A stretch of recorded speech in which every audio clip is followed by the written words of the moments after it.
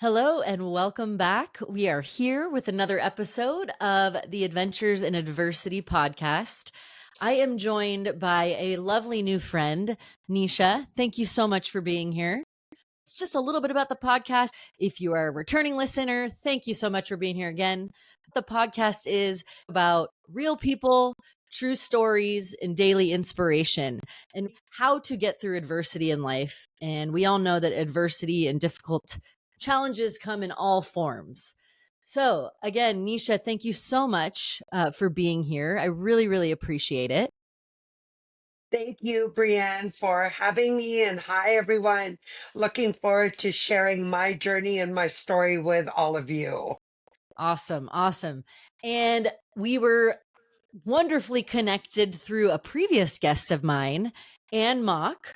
And she is a fellow Canadian, right? Yes, You're in Toronto. yes, I am. You are in Toronto. Okay. And a few episodes ago, I interviewed Anne. She is working through vision loss, vision impairment, and is an amazing, passionate advocate to just inspire people to move past what's holding them back in life. In her case, challenging vision loss and just really turning her adversity. She also has chronic pain into this beautiful life where she's sharing her struggle and inspiring others. So we got connected. You saw that podcast. Yes. And here we are, which is exactly, I get chills just talking about it, exactly the beautiful connections made through this podcast now, through Anne's story. We would love to hear your story, Nisha. And I just realized as well that July is a very important month. So I'll let you Yes, get it. into it. I'll get, yes. But Nisha, tell me a little bit about your passion, who you are, and we can just talk if that works for All you. right. First of all, again, thank you so much for the warm welcome. My name Yeah. is Nisha Batra. I am from Toronto, Ontario. I am an early childhood educator by day. So that means I work with the youngsters, the young children, ages 3.5 to 6 year olds. I work in kindergarten. And my other job, or I believe my other passion, is advocacy. Mm. I really believe that I really have had the belief that since I was younger. So I let me start from the beginning. Yeah. Yeah. I am diagnosed with a nonverbal learning disability, so I am learning disabled, and I really believe that wanted to always give back the lessons that I've learned and to share my journey. So, in terms of my career, I think working with children is a very perfect career for me because I get to give back to the children the important lesson, especially that it is okay to be different. Yes. And I do that every day in my job, showing up for work.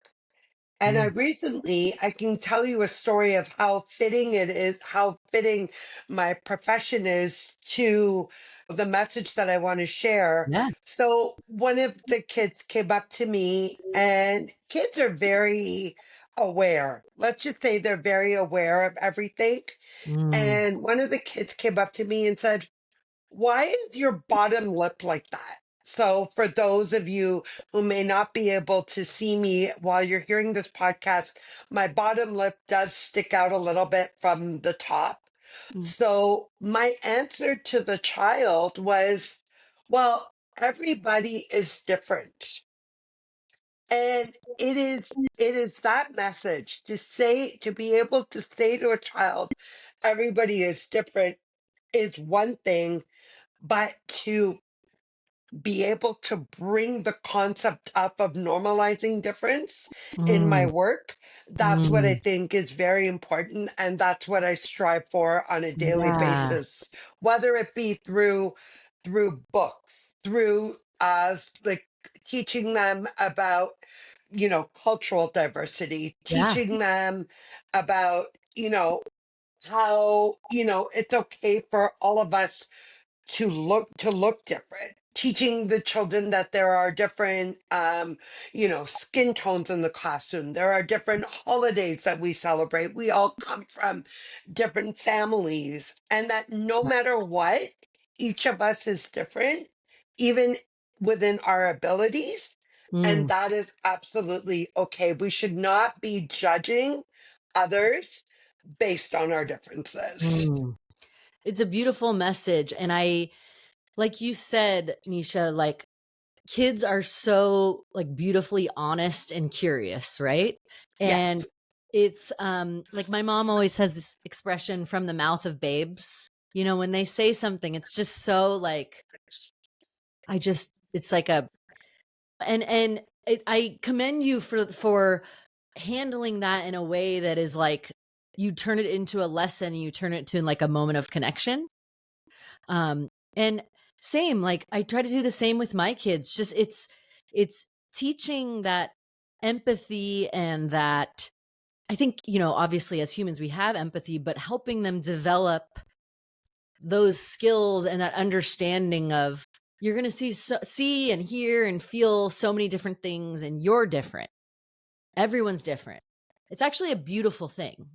Like how boring would life be, right? Absolutely. And I think that the message, there needs to be um, two two ways of communicating that Yeah. message. We as educators can communicate that message, but it Yeah. also has to happen at home. Oh yeah. Because if they go home and they learn something totally different, how does that shape their world? Of course, we're the ones that see them for most of the day, but Yes. I think now in today's society where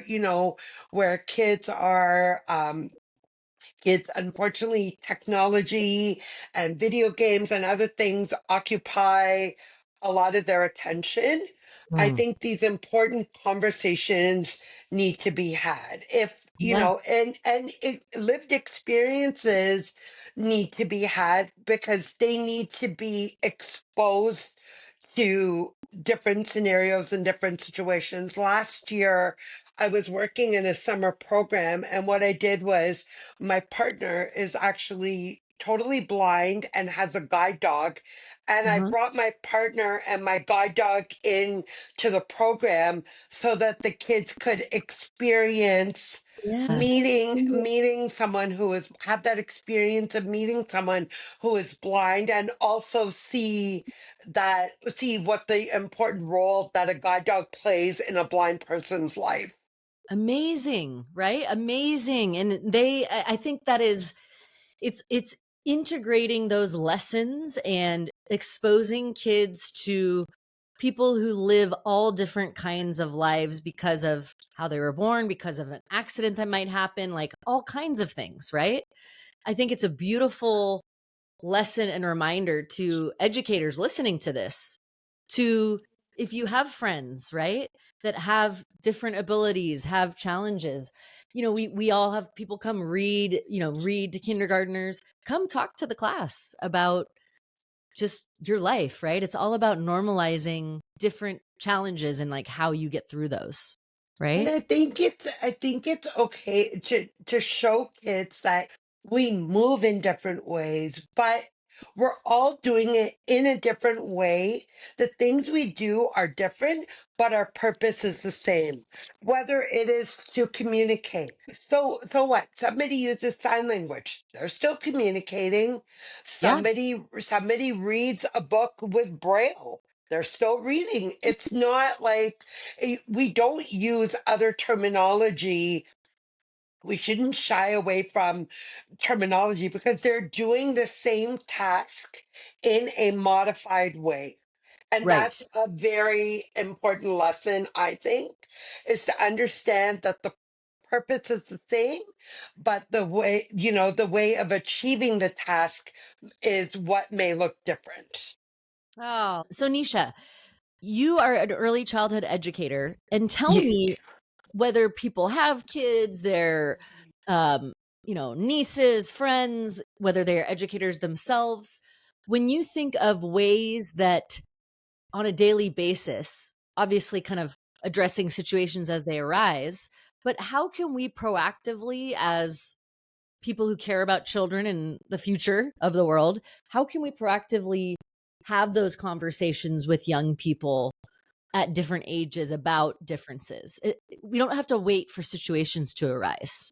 No, and I think that's the thing. But so bringing, as I was saying, Yeah. bringing materials into the classroom, right? Like books. Mm, Also having, and books, books could be braille books. Books could be in watching videos in sign language. For example, one of the great things at my school that I love to see is the kids learning "Oh Canada" in sign language. That's been a love it. fabulous way to expose them to diversity and a different way of communication, having them through songs. I think also one of the big things is it doesn't even have to be about it doesn't have to be different. Diversity doesn't have to do with disability. It can be welcoming children who children's language, like their home languages, Mm, being uh-huh. able to not just saying that our class is going to be in English. Because Sure. I think when you share that an educator speaks a certain language, and maybe children in your class can build that connection to you. It's also welcoming the families into the classroom. Mm, That's a big thing. Like we have family events at our school on a regular basis. So yeah. having the families come in, maybe having the families share a skill that they're great at, and Yes. having cultural celebrations at the school, like Mm, diversity day yeah. celebrations. Yeah. It's all about how do we show that we are accepting and we are including and we are accommodating one another. 100%. 100%. And I think it's a especially at schools, right? It's an extension of your home, and it's really, I commend educators for the time spent. The amount of time spent with the kids is incredible. And it's, you know, our school, I love it. It's very um inclusive of cultures and abilities. And one thing I want to bring up too about disability, special needs, different abilities, you can't always see them, right? Like sometimes, like obviously when we're at our assembly, we can see some of the kids have trouble walking or need assistance, or okay, they have a visual disability that you can see they need assistance.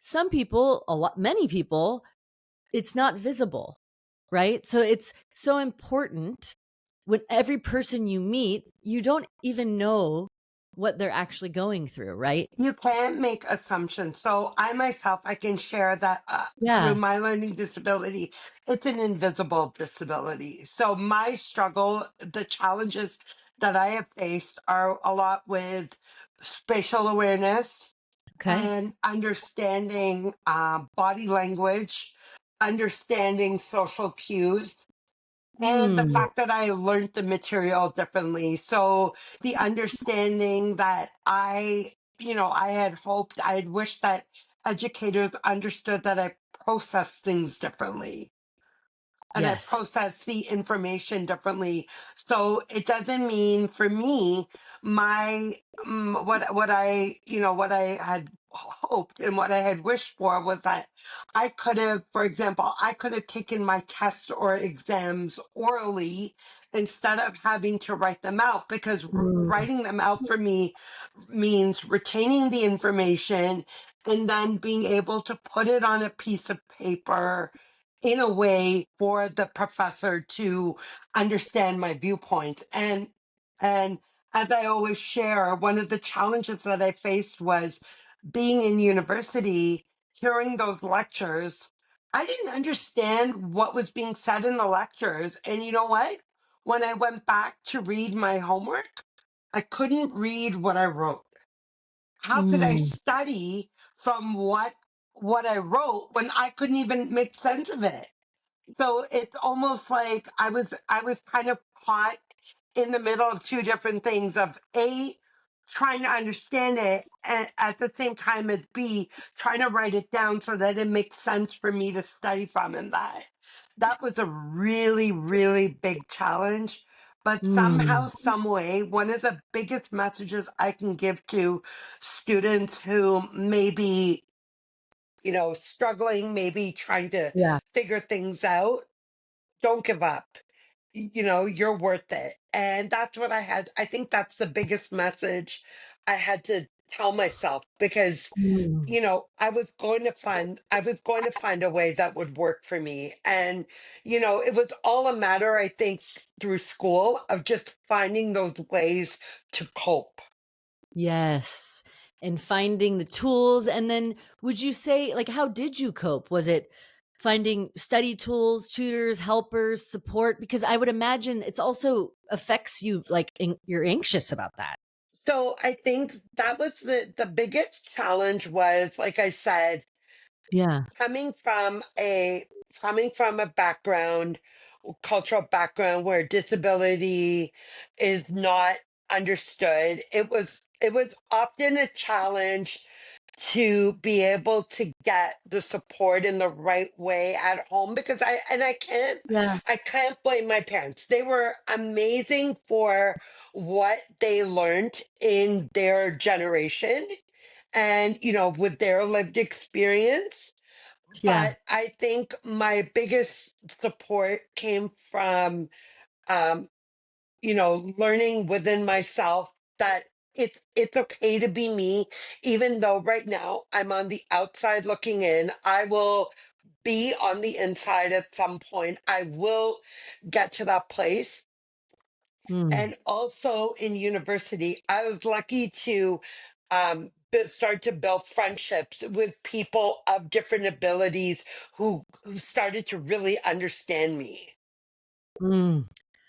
That is the key, right? It's that self-compassion first, like you said, I'm worthy of this. I will. But then also what keeps coming up in all the conversations I have with people, community. You need that support, right? Of people who understand and friends with different abilities and I'm sure just connection. You seek Connection. connect. And I think now what I've understood is that it's very hard. School is hard for all kids, but I Sure. think especially when you feel like you're different, it adds that extra layer of a challenge.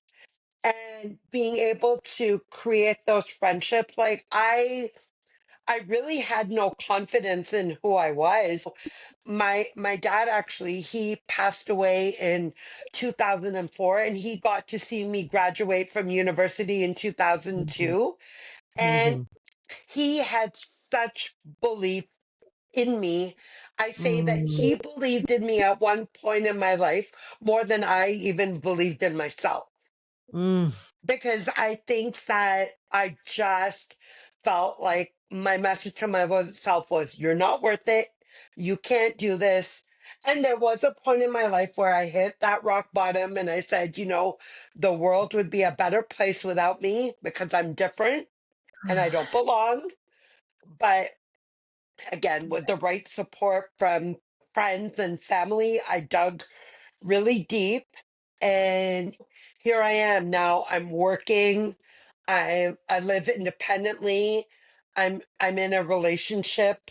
Life couldn't be any better, and I feel like I've been given my purpose now is to continue to build connections, get my voice out there, and get the message across that normalizing difference empowers everybody.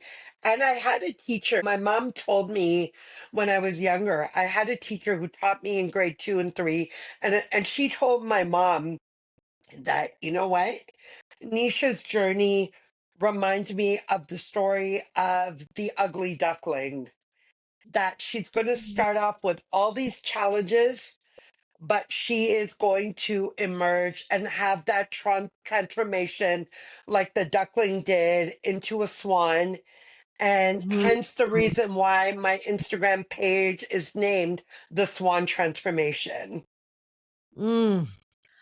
Ooh, that last that I've gotten chills, and that really touches me, everything you've just said. And first I want to thank you for so like openly sharing, because I think people, need to hear that, like, it's okay to hit rock bottom, and we all do at Mhm. some point.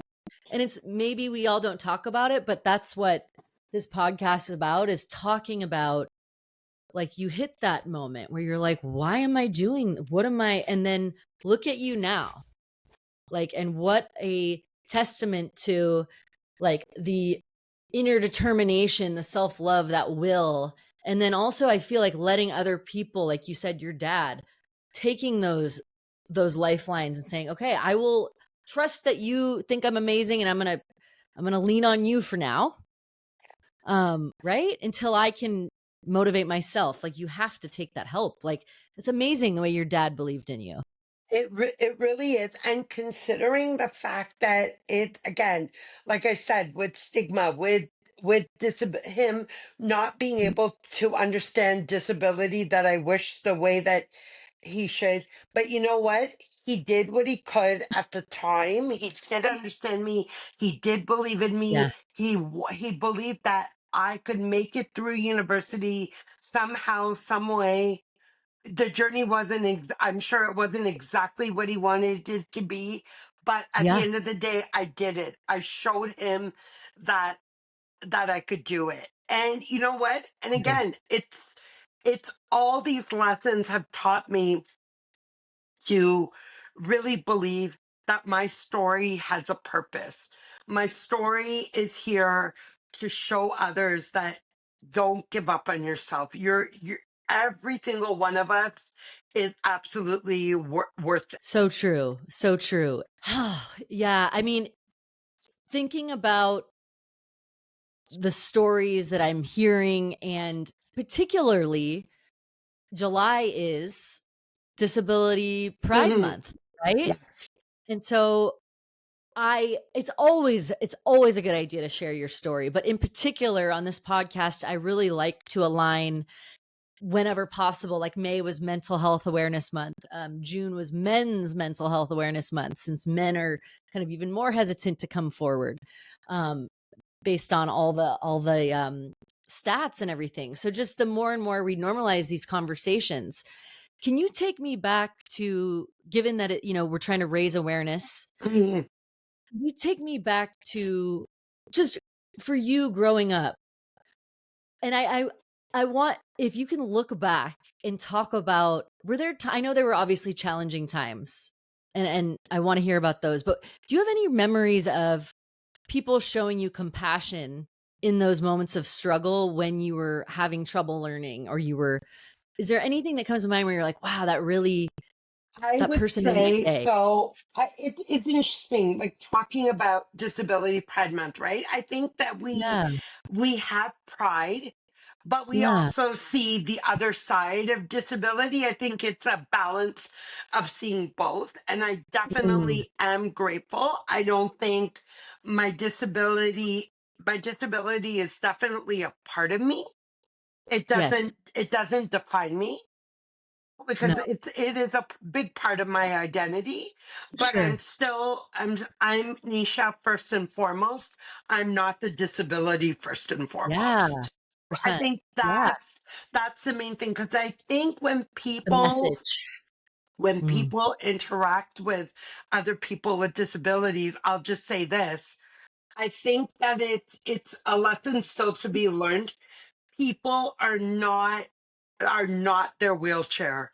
They're not the cane mm, that they're holding in their hand, which is guiding them. They're a mm. person first. They're their name first. They're given a name they're Yeah. like every one of us. We all have a name.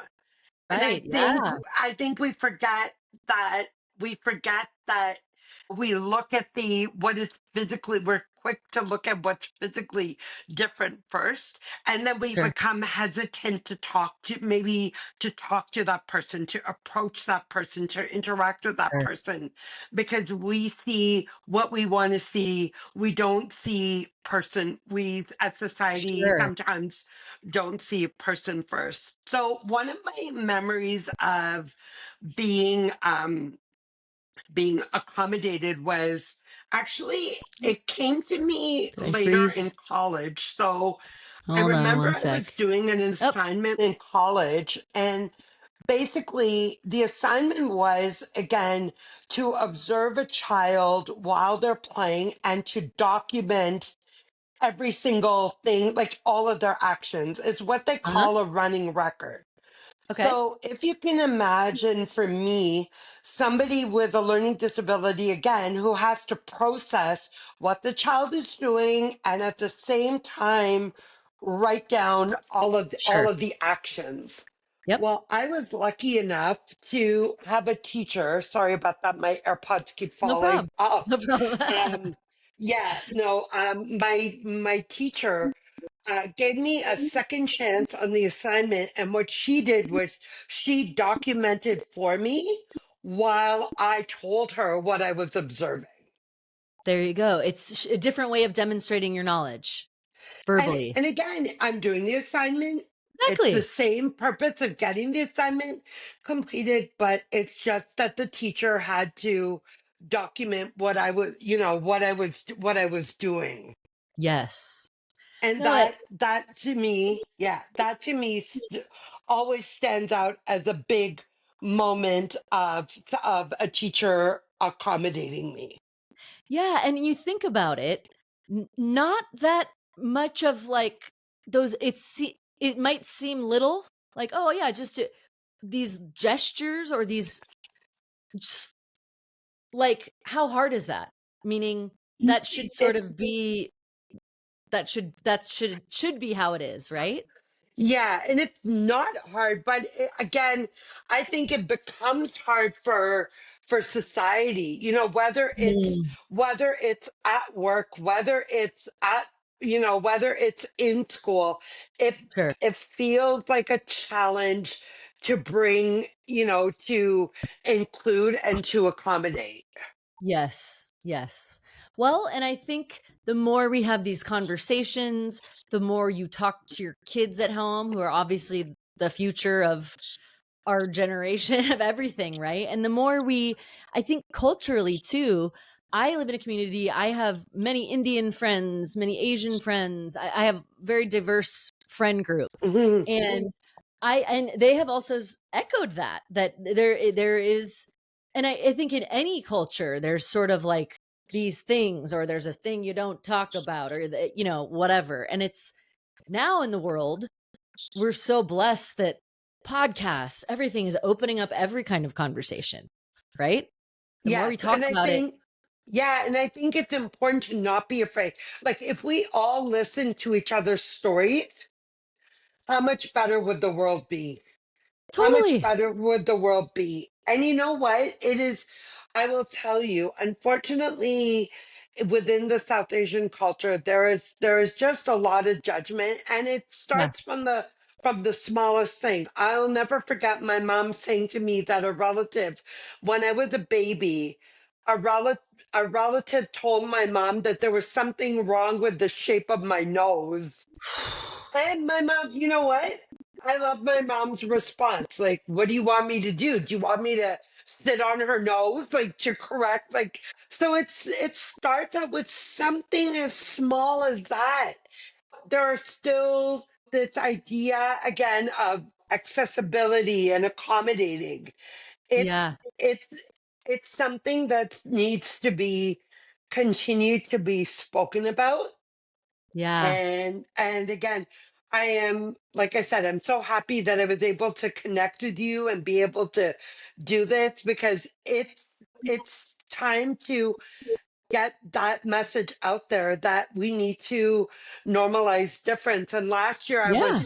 I was so thrilled. a friend of, actually, sorry, Senator Omidwar, who is not in the Senate anymore. One of Mhm. the last things that she did before she retired, and I'm so humble and grateful to her, was she awarded me with the King Charles Medal for my disability advocacy work. So now I'm more motivated to get out Oof. there and to share, to continue to share my story and bring to light that we are all different, and we need to just keep empowering one another. Mm.